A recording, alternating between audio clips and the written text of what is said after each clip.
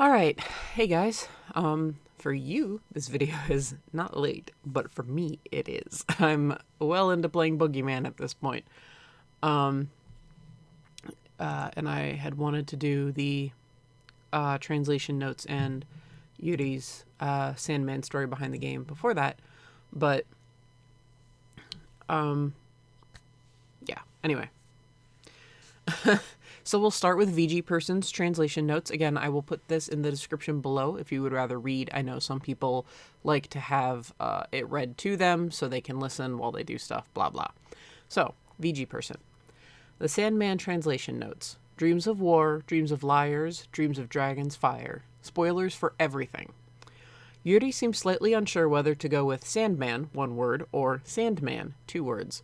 The former does make it slightly inconsistent with the other titles, I guessed, but But Sandman is the clear winner. I mean, it's not enter Sandman, two words. In the game itself, the only appearances of Sandman were the title screen and the health display in the final battle, the latter of which I changed. He was called Sandman, one word, in English numerous places in the Japanese version, like the Fairy Encyclopedia and the English letter to Sophie. It may be kind of obvious, and I did it in the Crooked Man too, though it came up less because of the role in the Crooked Man, but I decided between Sandman and the Sandman entirely by context, as it's always just Sandoman in Japanese. It ended up being that Sophie usually calls him the Sandman, and all the fairies just say Sandman, since they're more familiar with him. Makes sense to me. How many times can I say Sandman in one sentence? Something similar, but also not, is that Sophie always called her dad Papa and her mom Mama, regardless of her current attitude towards them. This seems to be fairly common in Japanese for kids her age. I do feel that in English, Papa sounds pretty awkward for a teenage girl to say in most cases, but I think it fits her development to end up calling him that. They were so distant for so long, and only at the end of the game realize how important they are to each other. They've missed a lot of years in their relationship, and Sophie simply remembers calling him Papa as a kid. Yuri's notes talk about how in the good ending, Sophie gets back her childhood instead of being a fake adult. Papa also fits with the closeness I've led to believe they have after the Sandman. Calling her mom Mama is a similar case, since she died so early in her life. While her dad/mom isn't actually present, though, or when her dad/mom isn't actually present, though, I usually changed it to dad and mom. This same shift exists in a small way in the Japanese version as well. Richard's name in the text boxes at J.P. Gordon is Dad, she gives the kanji, but it switches to Papa in the ending. Sister Mary was just namelessly Sister in the Japanese version, which was awkward enough. I have to go see the sister, you know the one. I asked of Yuri if she could have a name, and she provided with one. Apparently, Yuri didn't want to bog down Japanese players with another name if it didn't particularly matter, and it doesn't read as awkwardly in Japanese, so it worked out there. Only English players get to know this great secret. As with the Crooked Man, I kept all the images as is, though there's not much English a la the school newspaper in the Crooked Man this time. Well, actually, I did fix the town map, which said Lorraine Catholic Private High School. The Strange Men series takes place in America, and everyone speaks English. Well, usually. So the letter from the Sandman was always English too. Yuri contacted me during development to translate that note just for the sake of the image. However, for some reason, the item description called it clumsy English, which would make sense given how he learned it. Except Yuri gave it to me without context and no instruction how to make it read that way, so I changed that to poke fun at how overwrought it is. Blumbear and the movie titles were all in English already, of course. I also went with Yuri's names for the J.P. Gordon and Chase rooms as given by the security console. Well, except I spelled out meeting room. Look, when you work in finance, you can't afford to spell meeting as MTG. The line she was shot by Ben Krabber or something is because Sophie is apparently unfamiliar with the word Ginko Gotu, bank robber, given she says it in kanji, hiragana, katakana. I cannot read. Lullaby was komurita, but sometimes called lala or lala, I guess, in the code, so it's clear that that was the desired English name. There's a bit of blurring between a lullaby or lullaby in places, because, well, Japanese, though it does seem apparent that Sandman only made one lullaby. which probably no one else ever thought, but I felt that might be the case when I first saw the reveal.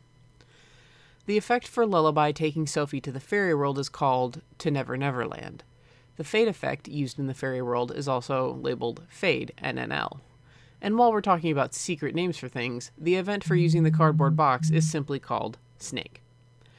It should be noted that Yosei can mean fairy, sprite, or elf, so that could be why a few creatures that may normally not be considered fairies are called that.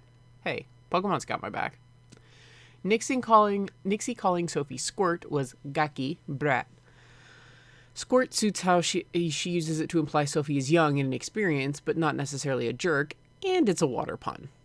The Dusts all talked in katakana. They're common enough and cute enough that all lowercase seem the best way to go.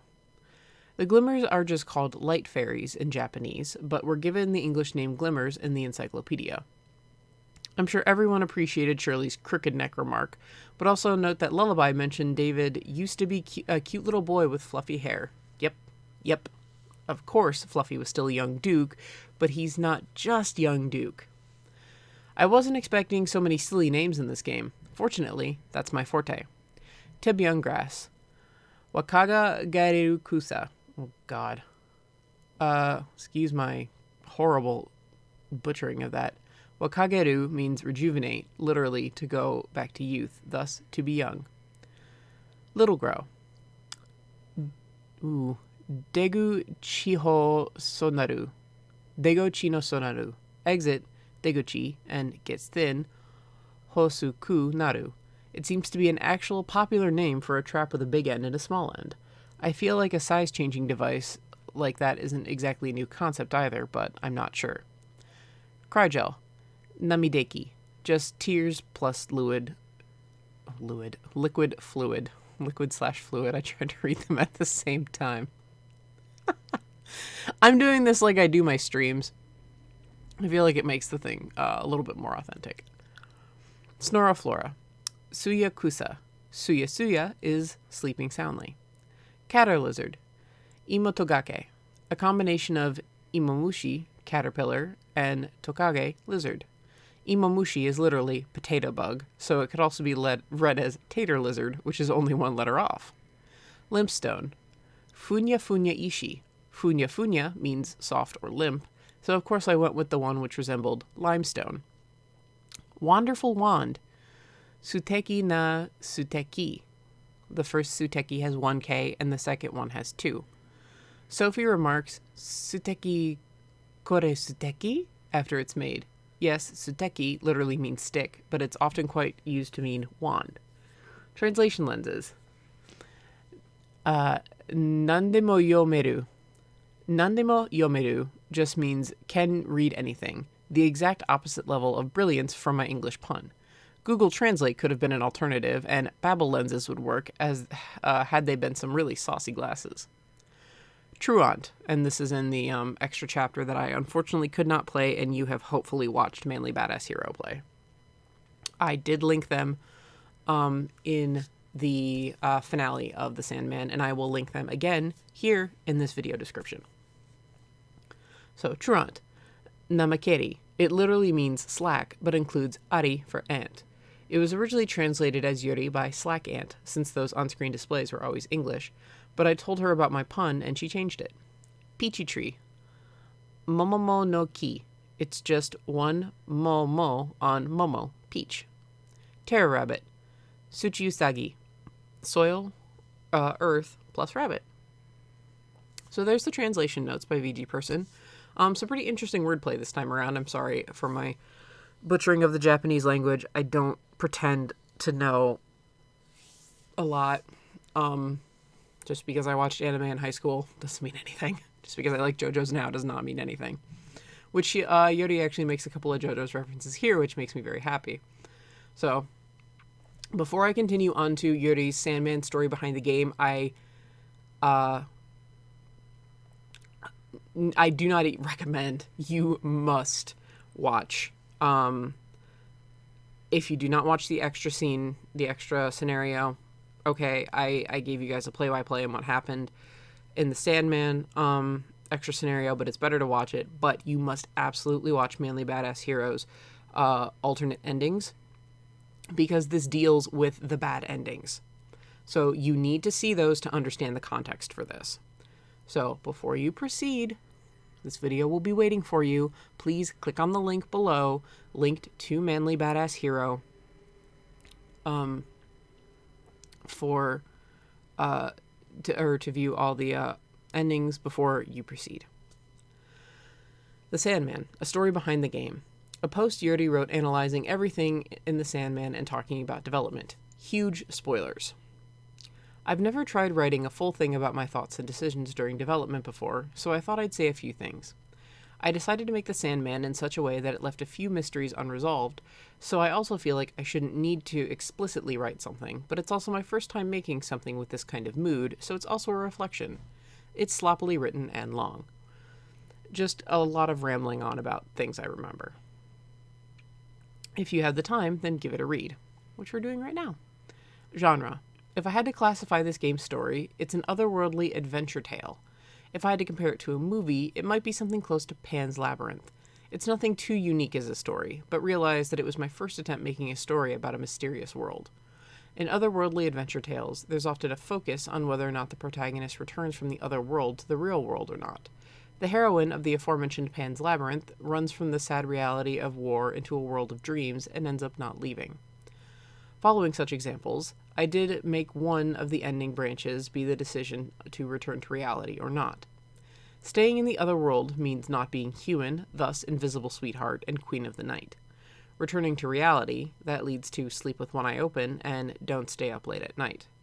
I'll discuss each ending later, but I wanted to point out that each one of the ending splits was the choice between Otherworld and reality. Why the Sandman? Sandman isn't very popular in Japan. Maybe the Sandman who uses In a Silent Way is famous, though. Incidentally, he's my favorite character in Steel Ball Run. So cool during the fight with Johnny. That's all one giant JoJo's thing for Part 7. So, that made me very happy. But I digress. For whatever reason, I've known about the Sandman since I was young, though just knowing about him didn't make me consider making a game about him. So why did I make a game about the Sandman? A certain song. I like a certain metal band, and listening to that band's songs, I suddenly decided I'd want to make a game with a mood like this song. So many scenes resembling lines from the song came up in the game. I'm sure some of you figured it out, and that's also the reason why I chose the music to be generally metal and hard rock. I suppose there's no need to skirt around it. The song is Metallica's Enter Sandman. I really love that song and listen to it plenty while making the game. You should really listen if you've never heard of it. Not only the one from the album Metallica, but the S&M version is awesomely impressive too. About the story. I already thought up almost all the story for this game while making The Crooked Man, so there were a few concerns about the story during production. My only concern was whether I should release it as a successor to The Crooked Man. The story and mood are completely different, and it was inevitable that those who played The Crooked Man would see it and see where it went and go, what the heck is this? I worried about that even as I worked on The Crooked Man, but when I started thinking about the third game, The Boogeyman, I resigned myself to giving up on making the mood and story the same just because they were in the same series. I'm fickle by nature, and I make a lot of games by a sort of, let's keep making games before I get bored of the idea and neglect it notion. But I think that making a series of games requires the author to not get bored. So to keep myself from getting bored on the Whatever Man series, I wanted to introduce a variety of characters and write a variety of stories and moods. And thus The Crooked Man ended up being quiet and serious, and The Sandman ended up being bizarre with a strange story where strange things happen. If possible, I want future games to be not too similar in content or mood as well. The Crooked Man's movingness seems to have been well received, but I don't really know myself if I'll make another game with a similar story in the future. But I'm thinking not. Now, The Sandman is a story about a girl with insomnia, but why I'd like to discuss why insomnia. I mentioned that I wanted a game to have a mood like Enter Sandman, and what do you suppose is the time that makes you want to listen to intense songs like metal? Personally, it's when I'm irritated. During the train rush in the morning, and when I'm sleepy, and yet the crowd pushes me around and I'm thinking, damn it, guy, you asshole. That's when. Though I'm timid, so I don't actually say that, nor let anyone hear my music. The Sandman is just that. Irritated about being sleepless when she's sleepy, unhappy about those around her, Sophie acts, usually physically, to clear those things away. There's also the emaciation and determination of the sleepy but sleepless Sandman, who has to keep working for the humans. That was the concept for the game. Well, it was all well and good deciding upon a concept, but the problem was, how would I make it horror? I resolved to make it a game with horror that would scare little kids, as the enemy is a fairy after all. As I started production for real, I realized it really wasn't scary at all, so I had to take the escape of declaring this one horror-styled. Personally, I don't think the Crooked Man is scary at all either, but some people have told me it is, so it's entirely possible people will find the Sandman scary as well. But strictly speaking, I would be happy for people just to think about the Sandman as a somewhat eerie fairy tale. About Sophie. Sophie has no mother. Her mother was shot by a bank robber when she was very young. Her husband, after losing his wife, immersed himself in his work, hoping to somehow make his daughter happy. As a result, Sophie was alone at home for a long time, never experiencing much in the way of familial love. As seen in the flashbacks, Sophie was very energetic when she was little, so her father fawned over her. When he collapsed from overwork, she believed her aunt telling her, "If you be a good kid, your father will be better," and young Sophie decided to be a good kid. She wouldn't be selfish, she'd eat the food she didn't like, and she'd sleep alone at night. She'd be a good kid who didn't bother her father. Not expressing her dissatisfactions or thoughts for so long, Sophie crushed herself the same way even in high school. She put up with being bullied and teased, pardoned her best friend for just watching it happen, and strove to be a model student, such that Sister Mary would recognize her. Meanwhile, Sophie's irritation and dissatisfaction grow, and it results in insomnia. Squashing your dissatisfaction and keeping up appearances is what adults do. It seems normal that a pure child would do nothing of the sort. In a way, the good kid Sophie aims to be is an adult. In fact, her friend Anne tells her she's very mature. But Sophie is still a child who's not fully mentally matured, so as the story begins, the path she decides to take changes the ending. Like I said before, the ending branch is incorporated into the decision of staying in the other world or returning to reality. But the other branch is whether Sophie continues to be a fake adult, or if she takes back her lost childhood, who she really is. The way this branch is expressed in the game is through the Sandman living or dying. When Sophie says fairies don't exist, the Tooth Fairy tells her that a fairy dies every time she says such a thing, which is a somewhat famous notion. When children become adults, they begin to deny things like fairies, and the fairies within them die. It's the same way in the Sandman. When fake adult Sophie kills the Sandman, she can't go back to being a child, so the Queen of the Night and Sleep with One Eye Open endings are the results of becoming a fake adult. I'll go into detail about the difference between those two of staying or going back to reality. About the fairies. The fairies that appear in the game have something in common. Nixie, Tooth Fairy, Dwarf, and Sandman all take great pride in their work, but they're devoted to a fault. This isn't something that's true in actual descriptions of the fairies, but rather something completely made up for the game. In the visuals especially, I just drew what I wanted, so there are major differences, Dwarf especially being something totally different. Dwarves are supposed to have long beards after all, and the Tooth Fairy doesn't really have that gross a face, I think. Actually, at first, I planned to make all the fairies very ugly, but it didn't really seem to suit Nixie and Unicorn. Dwarf is the only one who gets called ugly, but the Tooth Fairy is also pretty, not pretty. I got off topic. The fairies have their own jobs and worries related to those jobs. Even the Sandman's actions, which start off the story, are rooted in his own troubles. The reason for the inclusion of jobs and their consequences is because I wanted to portray the fairies as pseudo-adults. They have this big-hearted maturity of work is hard, but I'll enjoy every day, and they represent entities that watch over the children, Sophie. They're not surprised when Sophie tells them the reasons for her insomnia, and they somehow know she has business with Sandman.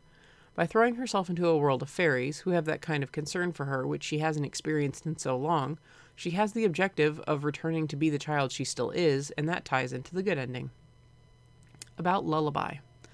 Lullaby, a creation of the Sandman, exists to get rid of people's worries and give them a sense of security to put them to sleep. In Sophie's case, she wants to call her friend a liar, she wants her bully to be executed, and she wants her father's company to get messed up, and these feelings are manifested before her eyes. But still, why did they take these bizarre forms of black shadows, we'll call them liars, soldiers, and a dragon? There's a hint in the game. Speaking as Danny, i.e. the movie posters that I made sure to read over. Back to Yuri. Oh, well, she just talks about it. In the theater on the top floor of Bloomberg Mall, there are 4 movie ads: Hide and See, Kenny Got His Gun, Dragon Hunter, and Your Girl. By the way, these are a couple of parodies of Hide and Seek, Johnny Got His Gun, Monster Hunter, and My Girl. As you see from checking each sign, Sophie knows all of them. Either she saw the preview, or watched the old movie, or played the game. So these things had some root in Sophie. Incidentally, Sophie considers them scary. And if you consider what Lullaby shows her, well, you may have already guessed. It was Sophie's lullaby that the people who torment her to be thrown into a situation that she considers scary.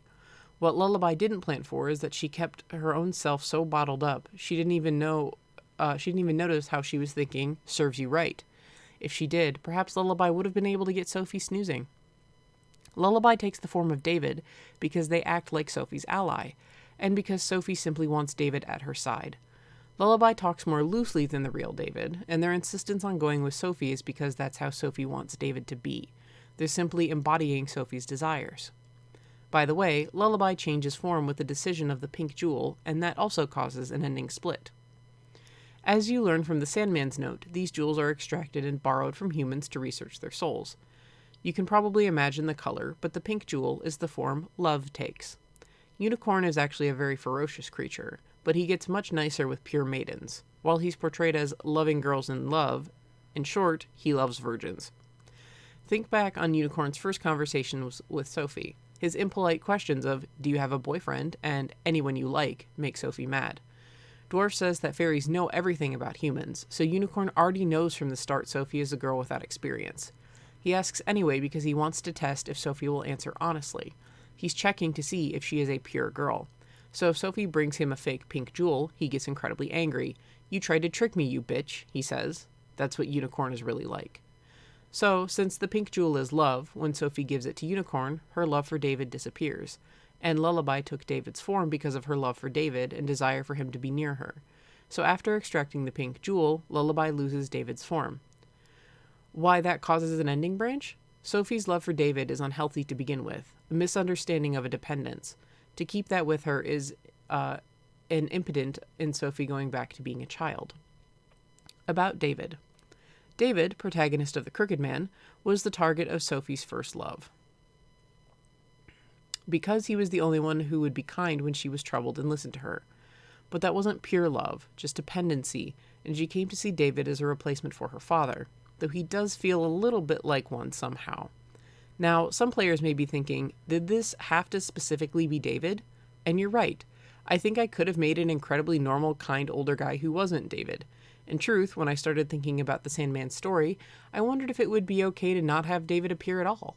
I wanted the Whatever Man series to have a variety of characters and scenes, so there was no need to bring out David. But I should mention, a lot of people's opinions on The Crooked Man seem to contain something along the lines of, David is such a hottie. Though as the author, I don't think David as being hot, just a plain old baby face. But if lots of people say it, perhaps it must be true. David must be a hottie, and you swayed my opinion after The Crooked Man's release. So if people on the outside of the screen praise David for his hotness, what would happen if he was kind to a high school girl who was struggling with loneliness and irritation? She'd fall in love, of course. So in essence, Lil David was extraordinarily easy to portray as a target of girls' affections. And he's thick-headed, so he doesn't particularly notice the people swooning over him. Thus, David came to reappear in The Sandman as someone to make Sophie cry without him realizing it. In the characters' bios after getting the good ending, it says, "No ulterior motives, but still." That's an ironic reflection on my work, as he has an inherent kindness and honesty, but from an outsider's perspective it may not look so good. I was able to consult many of the impressions you sent me in this regard.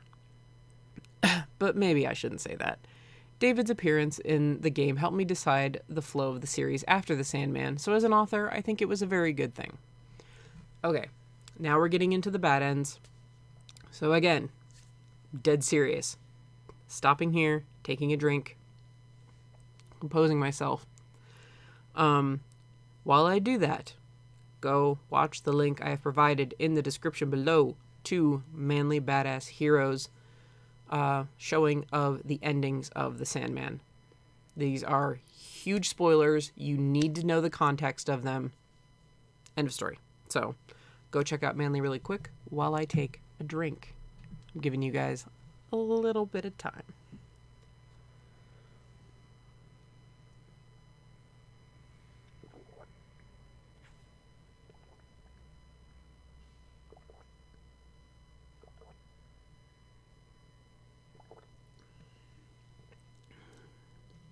All right. Did you watch them? Fucked up, aren't they? So on we go. Bad End 1. Queen of the Night. The ending where you give the pink jewel to Unicorn, then kill the Sandman. In terms of the ending splits I mentioned above, it's the result of Sophie staying in the other world and remaining a fake adult. Sophie can't be a child anymore after killing the Sandman, and refuses to go back to the world of humans who torture her. She realizes it was their fault the Sandman ended up dead, and the hatred within her then becomes clear. And since there's no pink jewel, Sophie's not the kind of girl to fall in love anymore. She has no reason to return to the human world, so Sophie decided to stay in the fairy world. Embracing her hate for humans and having lost her love, Sophie becomes the so-called Queen of the Night and reigns over the fairy world. She's not a child who needs lullaby anymore, and not a little girl who wishes for the person she likes at her side. There's a book on the ground if you search the bookstore in town. It's The Vengeance of Hell Boils in My Heart, known as the Queen of Nights aria from a certain opera called The Magic Flute. I know this is sudden, but the mothers in the game story have two sides, rage and soothing. In the Queen of the Night bad ending, child Sophie is tormented by harsh reality, and we see the rage of a mother, the one who should protect her from it. Though you see a different kind of mother in the good ending. So why Queen of the Night? I said in the lullaby section that everything lullaby shows is based in Sophie's knowledge and imagination. That applies here as well. To live without sleeping in a world without the Sandman, Sophie must conquer the night. Sophie becoming the one who rules the night is likely because she unconsciously remembers the Queen of the Night from the Magic Flute, which she once read. Sophie's desire that she has to be like that is granted by lullaby. And a mother who hates her childish self and humans becomes the Queen of the Night. As you know from the good ending, the Queen of the Night Sophie looks just like her mother. Sandman wrote under his portrait of child Sophie that you'll be a wonderful woman like your mother, and in a sense, it comes to pass. As the exact opposite of a sun goddess, albeit. Pleased seeing the humans' idiotic faces, she can live never sleeping as the ruler of a world of night. That is the Queen of the Night end. Bad End 2. Sleep with one eye open. That sounds rather forceful if you read it literally. Keep that eye open, damn it. It's a lyric from Enter Sandman, by the way. The ending for taking the pink jewel and killing the Sandman. It's incidentally the worst of the three. Compared to Bad End 1, Sophie doesn't have much of a strong feeling about killing Sandman. When asked if she killed him, she doesn't even say yeah, just pragmatically says that she has to go back to the human world. The odd calmness here is somewhat scary. Sophie's a fake adult, so even if a fairy dies, she thinks, so what? Even in Queen of the Night, she was shaken by killing Sandman, so maybe there was a glimmer of hope. Sophie's a fake adult after killing the Sandman, and having the pink jewel, she still has a dependence on David, so it's the worst situation to be in. Sophie returns to her world and tries to wake David, though normally one would think she'd go look for her father, but she doesn't, because she has the pink jewel. And the biggest problem, of course, is that since she killed the Sandman, she can't wake up the humans, and time is still stopped at midnight, so nothing is resolved. Since time is stopped, Sophie won't age. Since Sandman is dead, the humans won't wake up, and Sophie herself can't sleep. She just trembles with fear forever in a sleepless world of eternal darkness. In the good ending, Sophie said she was scared to sleep alone, because in the darkness, she'd imagined there was something in the closet or whatnot. Sleeping with one eye open means she can't sleep. Feeling something is moving in the dark in the corner of her vision, she can't close both eyes. As recompense for killing Sandman, Sophie can never sleep again, and she has to face her childhood fears once again, forever. So she has to sleep with one eye open. That's that ending. It's really the most horrifying one, isn't it? Bad End 3. Invisible Sweetheart. The ending for having the pink jewel and putting the Sandman to sleep. Since Sandman's alive, Sophie can return from being a fake adult to being a child. But unfortunately, she still has the pink jewel. As stated, Sophie's love is a dependency and not directed at all at her father, but at a kind older man, David. In this ending, Sophie is somewhat of a spoiled child. I don't want to go back there. I don't want to be human, she cries, and when told she won't remain, she only asks, but you'll be with me, right? Desiring to remain in the fairy world. In reality, her father doesn't care about her, her school life is hard, and the guy she likes has a girlfriend, so she wishes to remain here instead. Very childish thinking. The conversation with Tooth Fairy and Nixie in the tea room absolutely foreshadows this.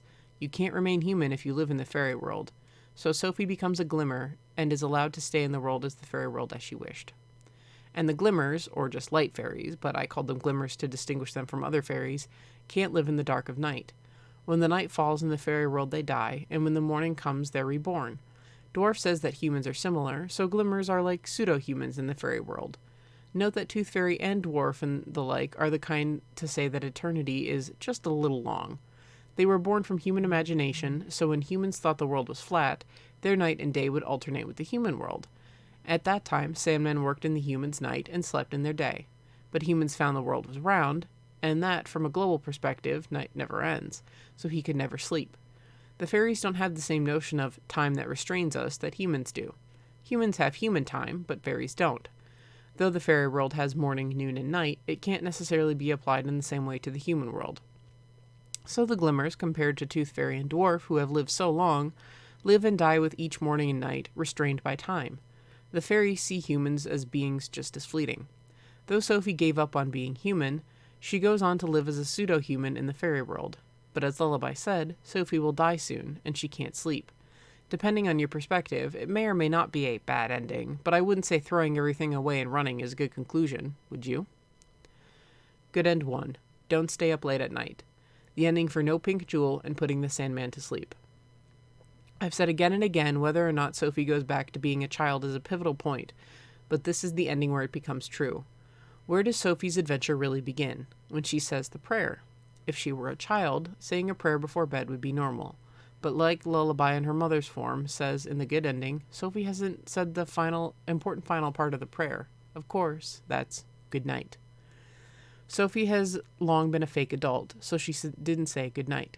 By leaving her warped dependence to be the fairy's problem and saying good night to her mother again, Sophie takes back her true self, her lost childhood, and sleeps, praying that she'll be able to wake up to a tomorrow with so much she wants to do. She finally escaped the situation of fearing waking up to a morning that's full of bad endings. Bad things. Thinking about those bad endings, though. In the conversation with Sister Mary after she returns, she says it's more important to be human than a saint-like fake adult. And that, as a human, it's important to do what she can day to day to be able to sleep at night. Perhaps that's the true kind of human which Sandman and the other fairies love. As a child again, Sophie does a variety of things. She gets mad and asks why her dad didn't stay with her, gets back at Reagan, calls Anne a liar. Sister Mary says she's acting like a child, but Sophie thinks it's much preferable to putting up with her hardship like she has been. The Bible quote she provides, "The kingdom of heaven belongs to those such as these," has many interpretations, but I take it to mean that one should live honestly and not falsify their feelings. Sophie's not a devout Christian, but she'll come to be one admitted by God eventually. And with David, Sophie left the pink jewel with the Sandman, so she no longer has any romantic feelings for him. Instead, before she goes to sleep, she realizes she wants to be friends with David. She can't keep going with her lost love. David and the Crooked Man chose not to give up, but Sophie must make the opposite choice. I've said a lot of nonsense, but this story was ultimately a story for Sophie to finally say goodnight. That most important thing that can happen in other endings. Going back to being a child, wanting her mother there, so Lullaby takes her mother's form, and saying goodnight so she can sleep was the requirement for the good ending. What follows are the bonus endings. There's honestly not much to think about, so it's just as is. Again, these were in the Sandman scenario, which I cannot finish due to the game-breaking bug. There is one good end and one bad end. So I'll cover those right now. Bad end 4, see you in a bad dream. Though it seems like a great victory for Sandman, this ending makes him see a human he loves sink into a nightmare before his eyes. I made this ending because I wanted to show the other side of the game over in the final battle. You can see what you wouldn't have been able to while controlling Sophie. Yes, this is what happens when you lost. Huh? I put the humans to sleep, and I can sleep myself, and everyone should be happy. But Sophie seems to be having a nightmare, and it's not like I can just wake her up, so he worries. So ultimately, he still can't sleep in this ending. Instead, out of guilt for sending a beloved human Sophie into a nightmare, he just sobs in his bed. Good ending 2. Welcome back, Insomnia. The ending I wanted to make the most, honestly. What the heck indeed. Since I was having fairies appear, I wanted to make it sort of a goofy story. I had a lot of fun drawing the illustrations for the fairies. Since before I started game making, I drew all these deformed characters, so I'm actually better at those. And the picture of the Sandman writing a letter to Sophie is actually the picture I wanted to draw most. A fairy desperately studying a study book for a language different than his own to write a letter. It's a scene embodying what I wanted to express in this game. And the Sandman still possesses Sophie's love, so until he gives it back to her, she won't be able to fall in love. Who knows when he'll give it back? But once Sophie properly matures, surely even Sandman would give it back, wouldn't you think? About the bonuses. I can't make videos. I relied so heavily on resources for the videos. These are all previews. So this is like a preview for the Boogeyman, the official PV. It was used as the official PV on Steam. I linked it on my Facebook page. You can find it on Playism's YouTube channel. It's out there. I did draw art for both, and some maps appeared, but I also didn't want to spoil much content, so I just settled for trying to convey the mood. I had the help of voice acting for the Boogeyman preview, so it feels very official, you could say. Thank you very much, Max and Davosity. And VG Person, thank you so much for your English translations. Nobody cares development stories. Sophie was actually going to be German when I started, or maybe it was just Sophie's dad. His name is Richard, but it was going to be said in the German way originally. The Magic Flute is also a German opera, but I nixed it for various reasons. Please tell me if anyone got the reference of Little Grow. Translator's note. Apparently it's from the Masaru-san manga, though there's also the Gulliver Tunnel from Doraemon, and I'm sure there's many similar things. Mood songs. Whenever I make a game, I do it while listening to songs that fit my mental image of the game, so here they are. For a game inspired by a metal song, there's almost no metal. Enter Sandman, Metallica. Going Under, Evanescence. Black Horse and the Cherry Tree, KT Tunstall. Sick, Lilix. I'm Gonna Scream, Tommy Heavenly Six. To Be Free, Tommy Heavenly Six. Nanaiko Dare Dawa, Don't Want to Go to Bed, Coco. Raining, Coco. Summary. I have but one thought on the Sandman development. It was really exhausting. Very exhausting. For one, I'm really bad at having a girl as the lead, and it's set in a strange world which I'm not used to. I was also rather busy with private matters throughout, so the beta version was a paradise of bugs. I'm really sorry for all the trouble to my poor test players. What I've decided with this game is to never make a game that takes place in a strange world again. An anything goes world may produce some great things for those with the imagination for it, but it's really not for me. You can see that through my escape into punnery. But I'm still really glad I made the Sandman. I learned a lot, and I feel like I got a bit better at making events. I'll use what I learned to keep going forward. And for this game, I had the help of VG Person, who always translates my games to English, to do a same-day release of the English version. Foreign fans told me on Twitter they wanted to play my new game ASAP, and I wondered if I couldn't do something about that and contacted her, and she gladly accepted. I also had others providing a different kind of assistance. I feel that they helped add some spice to the Sandman. Thank you very much, Chocolate and Davosity. The ending felt more like a private message, but those were my thoughts and development stories on the Sandman. It was indeed a really long and weirdly written story. Thank you very much for reading it all. So there you go. As usual, again, links below. First, I will link the scenario to the Sandman scenario on Manly Badass Heroes channel. Then I will link the endings scenario. Then I will link the translator's notes and Yurdi's notes in case you want to read these for yourself, in case you zoned out, whatever. So, that's it, and I will see you guys in the Boogeyman.